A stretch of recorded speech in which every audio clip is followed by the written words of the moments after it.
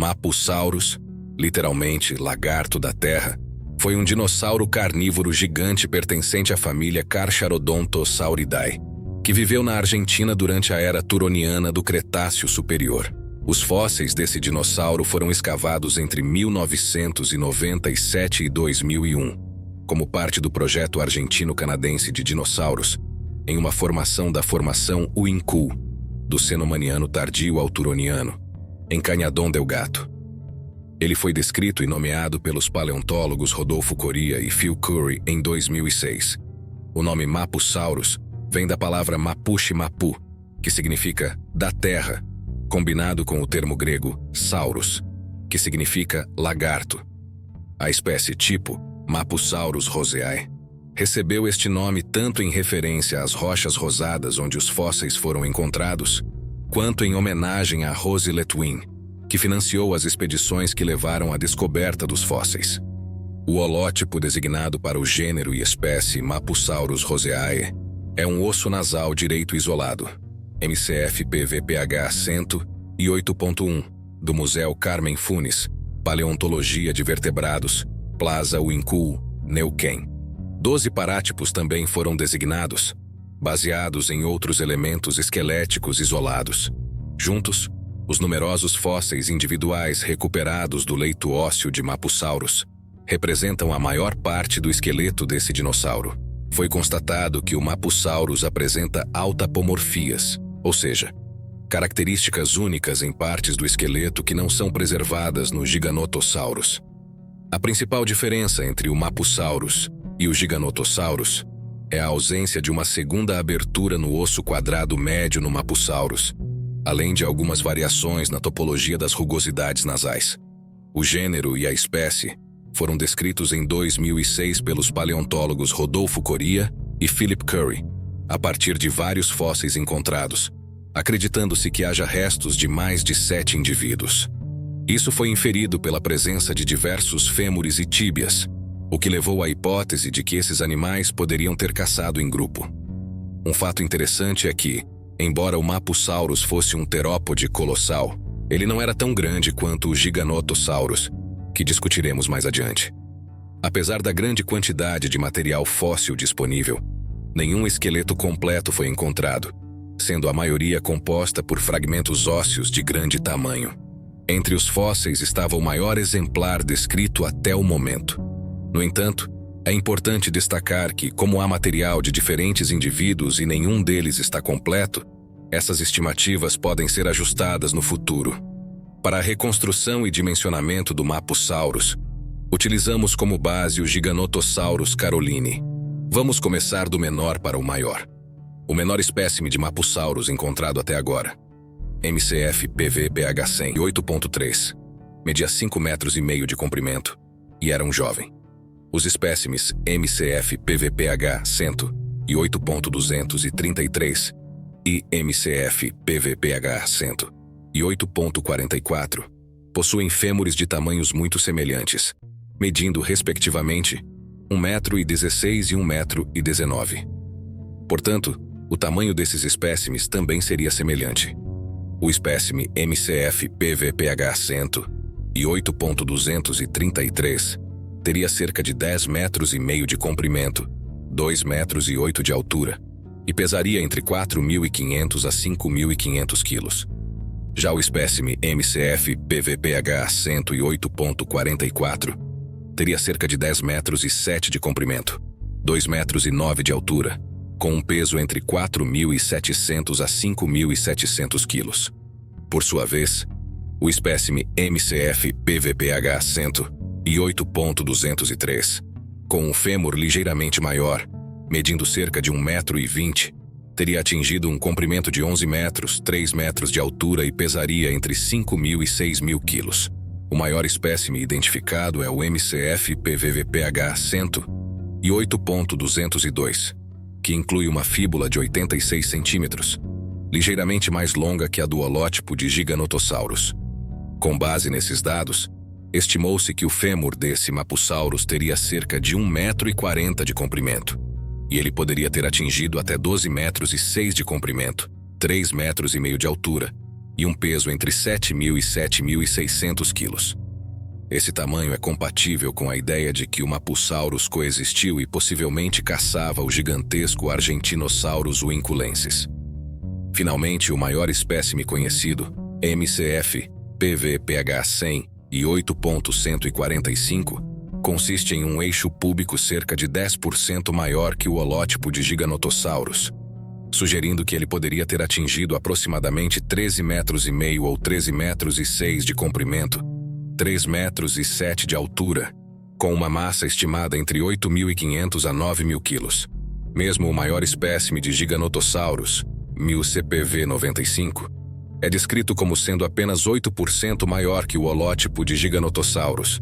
A reconstrução foi realizada utilizando os maiores restos cranianos disponíveis, que também podem se aproximar do tamanho do Giganotosaurus, como uma maxila enorme e um dentário com 11 centímetros de profundidade.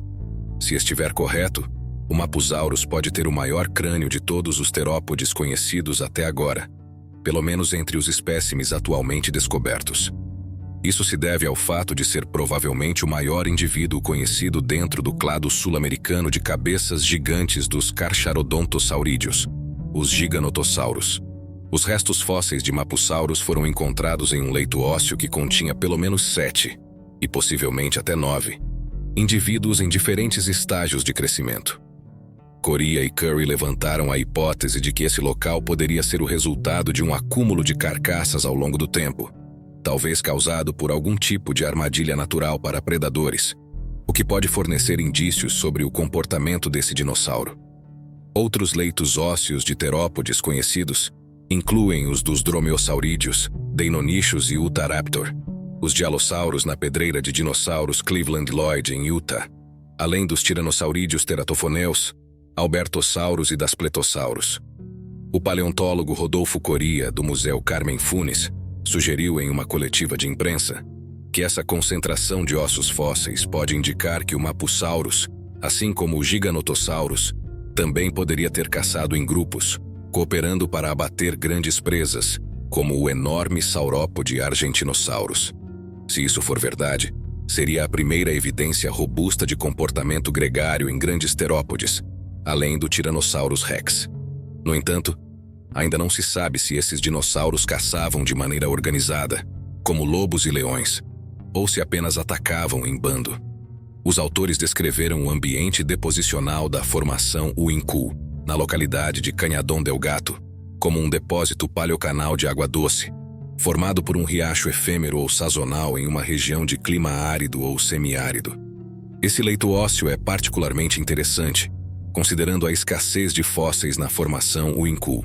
Em 2014 descobriu que o Mapusaurus exibia heterocronia, uma condição evolutiva em que certas características ancestrais são mantidas em jovens, mas desaparecem à medida que o animal amadurece.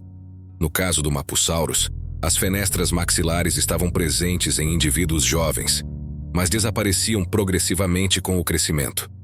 A análise cladística realizada por Correa e Curry confirmou que o Mapusaurus pertence ao clado Carcharodontosauridae. Os autores observaram que a estrutura do fêmur sugere uma relação mais próxima com o Giganotosaurus do que com o Carcharodontosaurus.